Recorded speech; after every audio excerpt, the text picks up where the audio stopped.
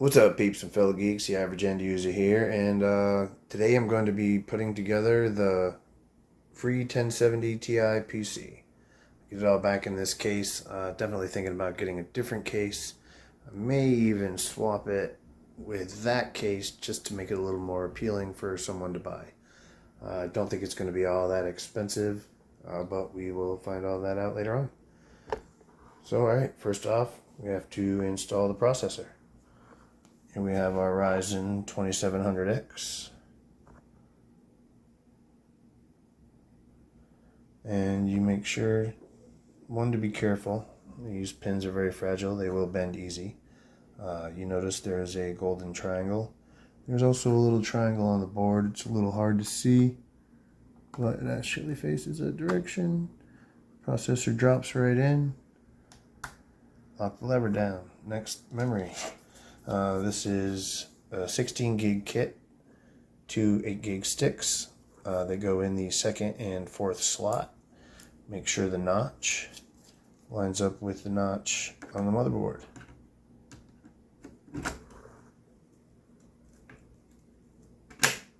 And the clicks. Repeat.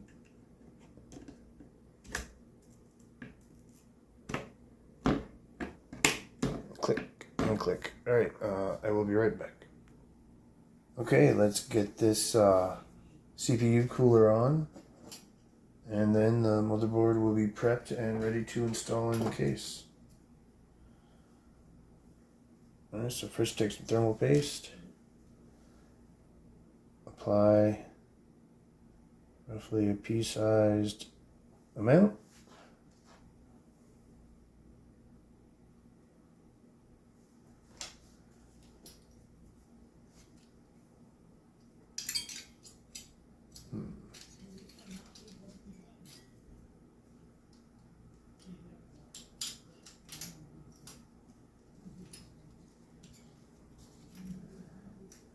Alright.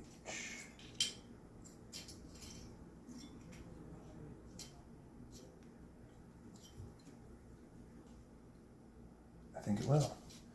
Alright, you'll notice there's a clasping system and there's hooks on here. Sorry if you can't see this process all that well.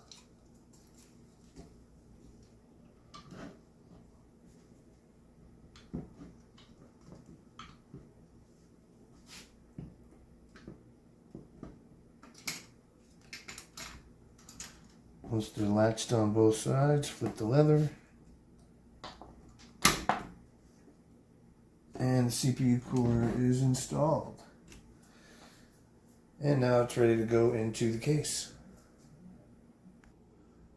Okay, the standoffs were pre-installed. These are posts that go into the motherboard tray to hold the motherboard off of the chassis itself. I've moved the wire out of the way. There's an I/O shield in the back. Kind of line these up, drop it down at an angle, and it should line up with the standoffs.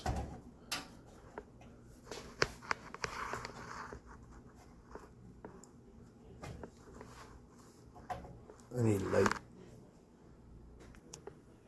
Okay, look at that. Through movie magic, it's now installed. Then you just proceed to put in the screws here, here, here,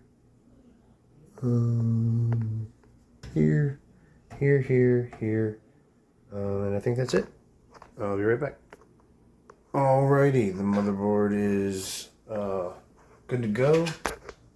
Whoops, sorry about that. Next we will get in the power supply. Toss in this here 240 gig SSD from Western Digital. And last but not least, the pièce de résistance, the graphics card. Okay, let's get the power supply installed. I already put the bracket on, secured with 4 screws, and then you slide the whole thing in the bottom of the case. This is a Thermaltake 600 watt, 80 plus white, basically like, you know, low tier, but should be more than enough for this PC. I'm gonna slide it in, pop in the screws, and good to go. On a side note, when you're installing your power supply, you want to try and make sure the fan goes down because it's usually ventilated at the bottom. If for whatever reason there's no ventilation at the bottom, then make sure the fan is facing up. Okay, next we need to run some cables where they need to go. So the 24 pin, I'm going to go up through here. And then we need the 8-pin EPS for the processor. That'll come up through here.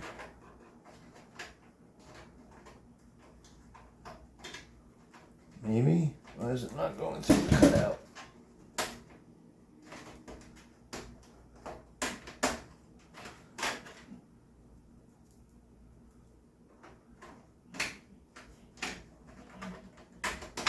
There we go. And then I'm going to need a SATA connector for the hard drive. And then this is going to be for the graphics card. So this also there's cut out at the bottom. Look at that. Alright, so we'll bring that up through there. Spin it around, plug these in.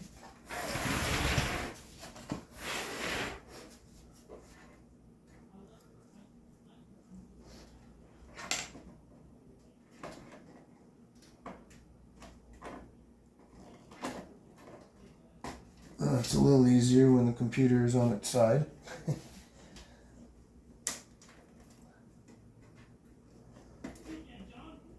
Usually with PCs, it's waiting to hear the clicks.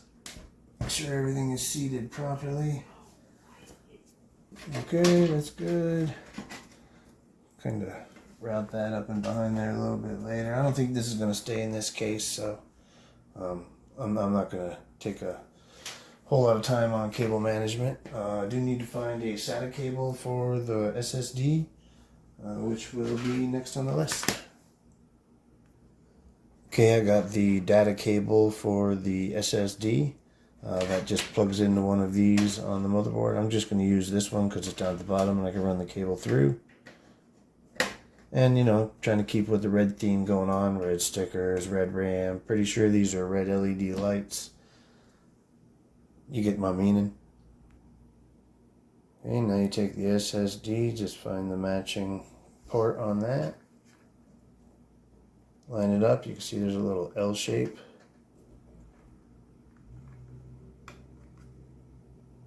And click. Now hook up power. Same thing, find the matching connector. It's got that L shape on it.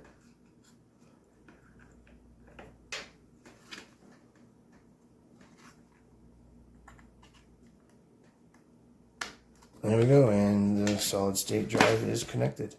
Last thing to do is the graphics card.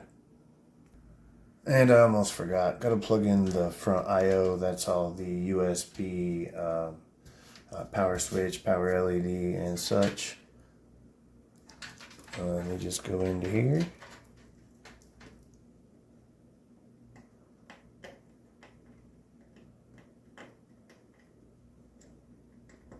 Maybe. There we go. Alright, that's taken care of. Let's get this graphics card installed.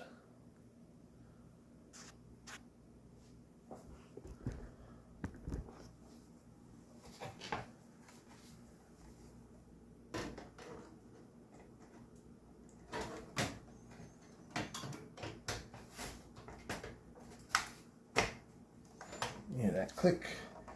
A couple of screws on the side over here. And give it some juice. Alright, last thing to do is plug in the power for the graphics card.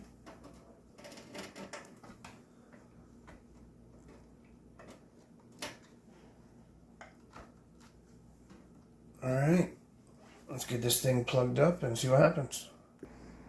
Okay, let's see if we get a post.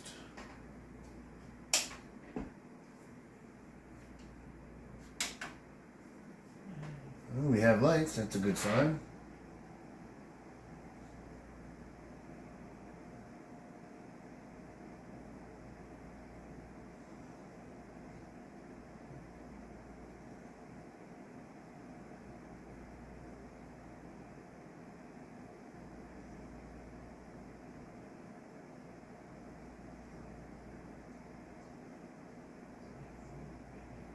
Well, huh.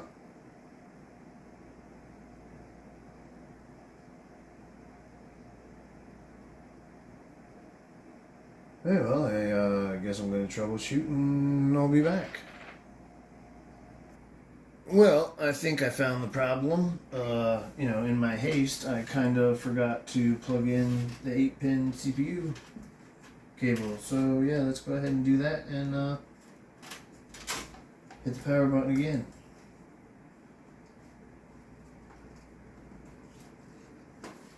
Oh, as I struggle, I'll be back. Okay, attempt number 2.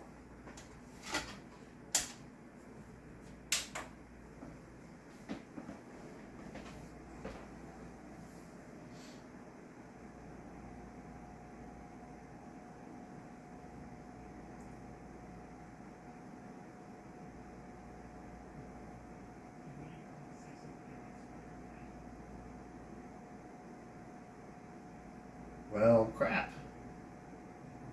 Again, this is unexpected. Oh, no, hey, look at that. All right. Well, that is a post. Let me get Windows installed and some other software, and I'll be back. Doing the dreaded BIOS update. It's at 23%. Keep your fingers crossed, people. Messed up part is I think I have to do it at least one more time, maybe two, depending on the info in the BIOS, but I know it's at least one more. Nerve wracking.